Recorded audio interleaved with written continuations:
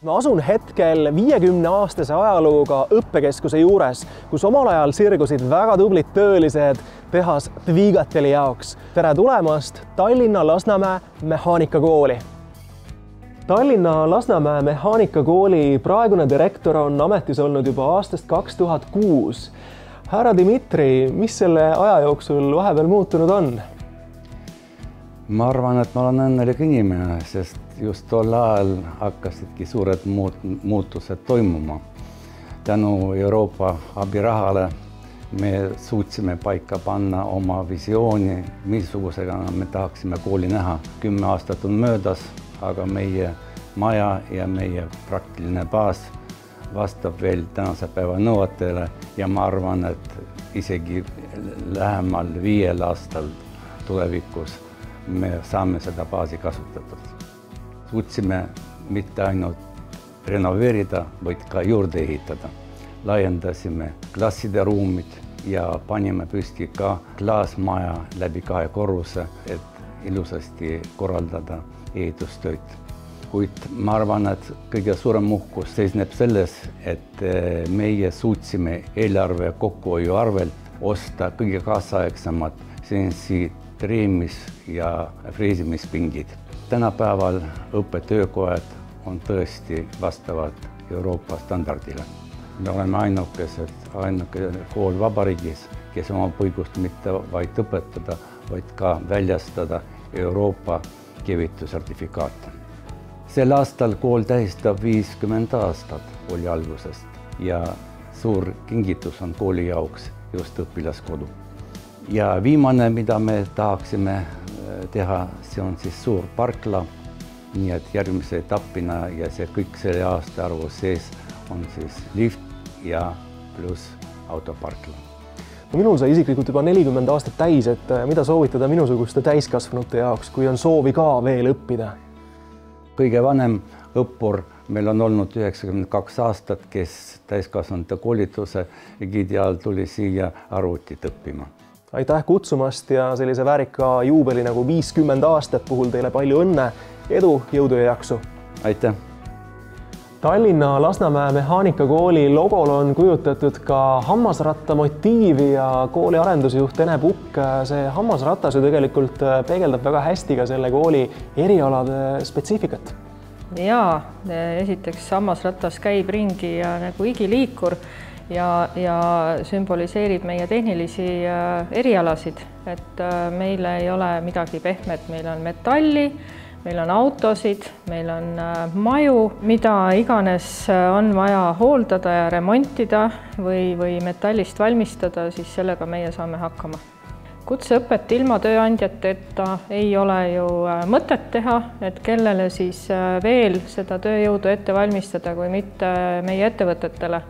Ja meie kõige olulisemad praktikapartnerid ongi siis kõik Eestis, eelkõige muidugi Tallinnas ja Harjumaal asuvad metallide töötlemisega tegelevad ettevõtted, autode remondi ja hooldusega tegelevad ettevõtted ja ehitussektor kahtlemata, kus meie kinnisvara hooldajad ja automaatikud saavad praktiseerida ja leiavad endale töö.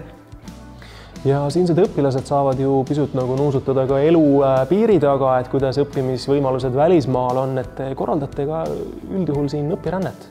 Peamised kohad on olnud Küpros, Sloveenia, Itaalia, kahtlemata Soome, kus meie õppijad on saanud käia praktiseerimas ja õpetajad käivad stažeerimas.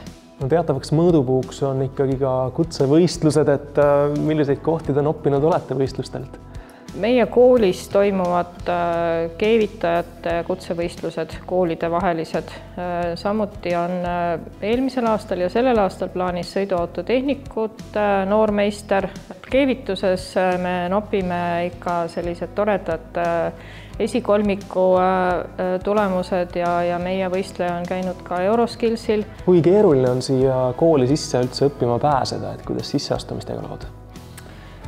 Sisseastumiseks on vaja siseneda koolide vahelisse sisseastumissüsteemi SAIS ja meie kool, nagu kõik teisedki kutsekoolid, avame seal oma vastuvõttu käesoleval aastal siis alates 16. aprillist.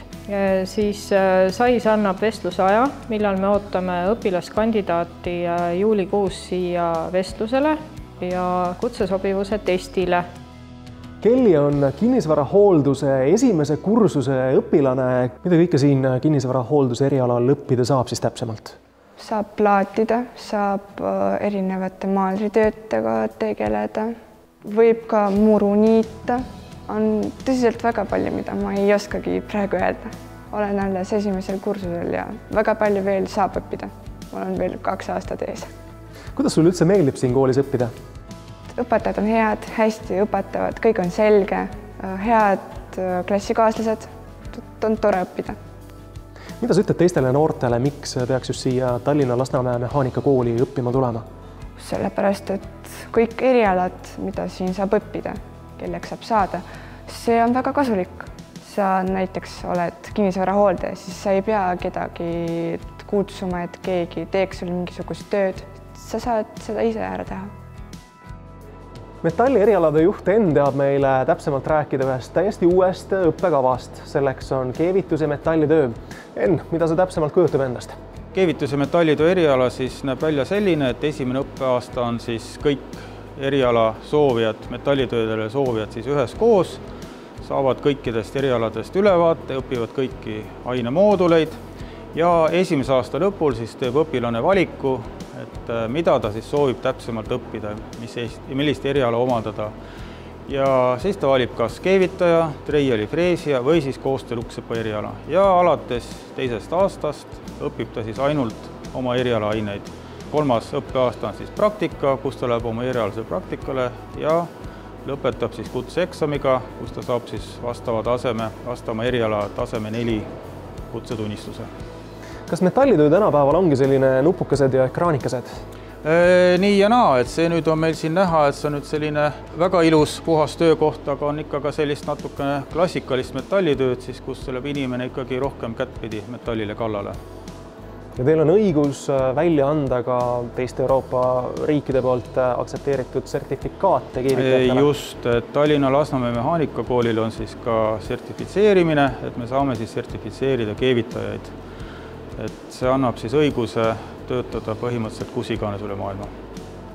Kui kool lõpetatud, haridus siit majast kätte saadud, siis millised on teie arust võimalused tööturul läbi lüüa?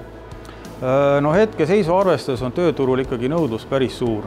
Et helistatakse kooli, siin mulle küsitakse praktikante, küsitakse kohe juba ka valmistöötajaid, nii et tööpõld on metallitöölistel suur ja lai, et tööd leidub. Tallinna Lasnamäe mehaanikakooli koostööpartner on Elke Mustakivi. Kas peab Raido paika, et kui lõpetan mehaanikakooli, võin sattuda tööle sellisesse ägedasse kohta nagu see siin? See suhe meil hakkab klassikaliselt juba varem, kui see kool lõpeb, sellepärast et praktikandid käivad siin meil iga-aastaselt nagu läbi, täiendavad oma oskusi ja teadmisi erinevates valdkondades, alates siis automehaanikust ja keremehaanik ja meil neid tööülesandeid ja tööpositsioone on päris palju, et osa saada sellest Toyota protsessist. See on nii suur ja kindlasti osad praktikandid jõuavad pärast ka siia tööle. Kui noor tuleb praktikale, mida ta täpselt siin teha saab? Ta saab õppida parimate spetsialistide kõrval, siis automehaaniku eriala, saab õppida ka keremehaaniku eriala, mõlemad erialad võiks öelda on üsna nõutud ja populaarsed turul. Miks parimate juures, seda kindlasti tõendab see, et näiteks sellel aastal Elke Mustakivi sai sellise tunnustuse osaliseks nagu parim Toyota teenindus. Siin ootavad noort kaasaegsed töötingimused, toetav ja meeldiv kollektiiv ja ma ütleks, et kui on tahtmist õppida ja omandada uusi teadmisi, siis kindlasti siin seda saab.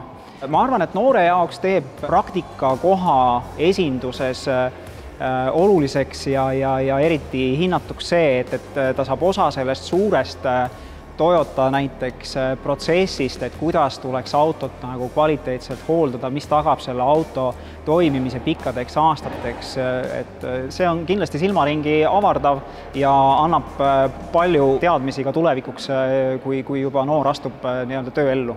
Ja suurepärane atmosfäär, nii et ma kujutan ette väga ahvatlev praktikakoht kui ka töökoht. Raido, aitäh vastu võtmast ja teilegi jõudu! Jah, aitäh! Ene, miks peaks tulema just Tallinna Lasnamäe mehaanikakooli õppima? Meie erialad on vaieldamatult kõik sellised, mille järgi tööturul on väga suur nõudlus. Aga selleks, et õppida tänapäeval tehnilist eriala, peab ikkagi arvestama sellega, et see ei ole must ja lihtne töö, vaid nõuab keeleoskust. Ilma arvutioskuseta ei ole ka võimalik töötada ei keevitajana ega autotehnikuna, sest remondijuhised on arvutis, joonised, skeemid, neid tuleb osata lugeda. Kui enne ei oska, siis me ei õpetame. Tundub, et tööpõld on suur ja lai, nii et jõudu tööle ja tere tulemast õppima! Tere tulemast mehaanikakooli!